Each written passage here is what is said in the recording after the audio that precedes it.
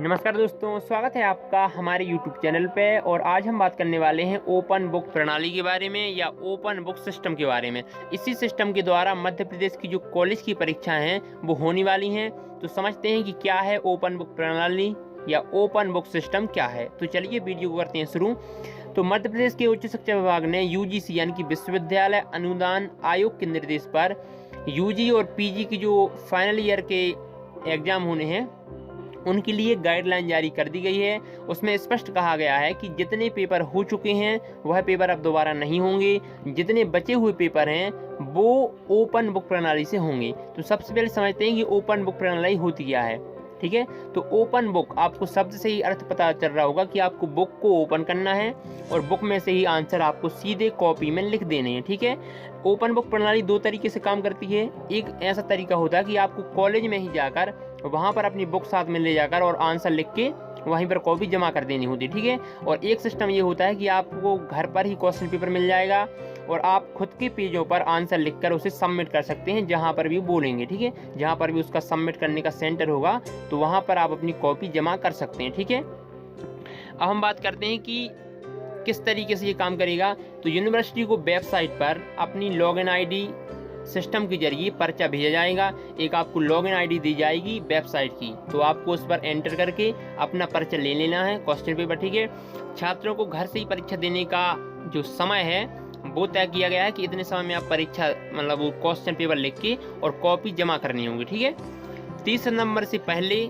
आपको परीक्षा करवानी होगी। ये कॉलेज के लिए निर्देश है कि 30 सितंबर से पहले आपको परीक्षा करवानी है और अक्टूबर तक आपको उसका रिजल्ट भी देना है। ठीक है, मध्य प्रदेश में ओपन बुक एग्जाम कैसे होगा ये हम जान लेते हैं। तो आपको ऑनलाइन पेपर मिल जाएगा, फिर आपको खुद की कॉपी में यानी कि जो आप पेज खरीदेंगे उस पेजों पर आपको आंसर लिख के A4 साइज के पेज होने चाहिए और आप आंसर लिख के किसी भी नज़दीक के सरकारी कॉलेज, अनुदान प्राप्त कॉलेज या निजी कॉलेज में आपको कॉपी जमा करनी है, या आप डाक से भी कॉपी भेज सकते हैं। ये आपको खुद ही मालूम चल जाएगा कि किस कॉलेज में आपको कॉपी जमा करनी है। ठीक है, अब इसकी कोई वो नहीं है।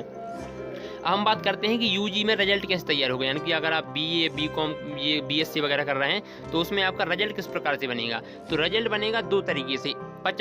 50% अंक आपके पिछले वर्षों के काउंट किए जाएंगे।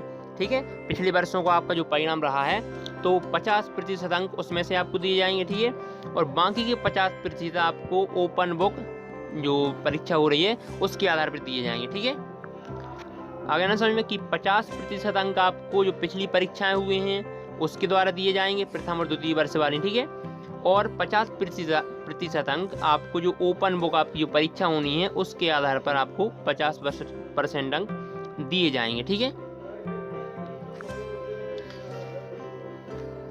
और जो पहले भी परीक्षाएं जो हो चुकी हैं तो उनमें यह नियम लागू नहीं होगा। ठीक है, हम बात करते हैं कि PG में कैसा मूल्यांकन होगा। तो PG में वही है कि पिछले वर्ष का आपका 50% अंक आपको मिलेंगे।